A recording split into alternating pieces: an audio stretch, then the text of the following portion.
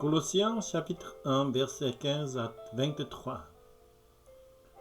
Le Fils est l'image du Dieu invisible, le premier-né de toute la création.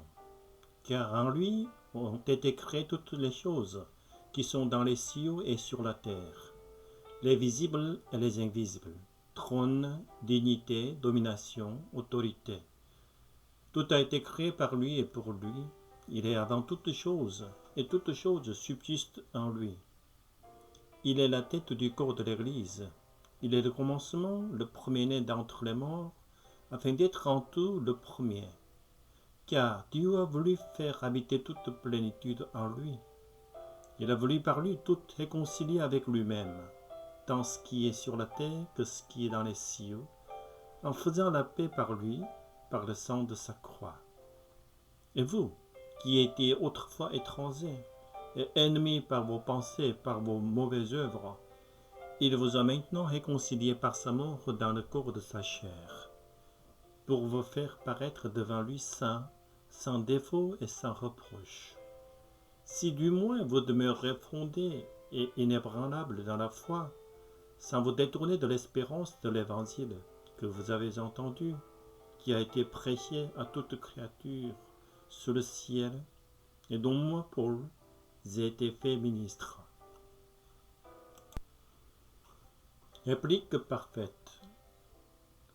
Au cours d'une sortie, nous avons rencontré une femme qui connaissait la famille de mon mari depuis l'enfance. En regardant Alain, puis notre fils Xavier, elle a déclaré « C'est le portrait craché de son père. Ses yeux, son sourire. Oui, il lui ressemble comme deux gouttes d'eau. » En reconnaissant avec plaisir la grande ressemblance entre le père et le fils, elle a même remarqué des similitudes dans leur personnalité. Par contre, même s'ils ne se ressemblent à de nombreux égards, mon fils n'est pas le reflet parfait de son père. Il n'y a qu'un seul fils, Jésus, qui reflète parfaitement le Père. Christ est l'image du Dieu invisible, le premier-né de toute la création. Toutes choses ont été créées en lui, par lui et pour lui. Il est avant toutes choses, et toutes choses subsistent en lui. Nous pouvons passer du temps dans la prière et l'étude de la Bible, à découvrir les attributs du Père en contemplant Jésus, le Dieu incarné. Il nous invite à regarder son amour en action, en examinant sa façon d'interagir avec les autres dans la Bible et dans votre vie de tous les jours. Après avoir remis notre vie à Christ et avoir reçu le don du Saint-Esprit, nous pouvons apprendre à mieux connaître notre Père bienveillant et à lui faire davantage confiance.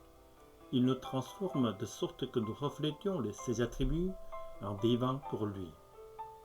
Quelle joie ce serait si d'autres personnes pouvaient remarquer que nous ressemblons à Jésus. Seigneur Jésus, je te prie de m'aider à mieux te connaître en me faisant te ressembler davantage. Jésus reflète son Père à la perfection. Si nous voyons Jésus, nous avons vu Dieu.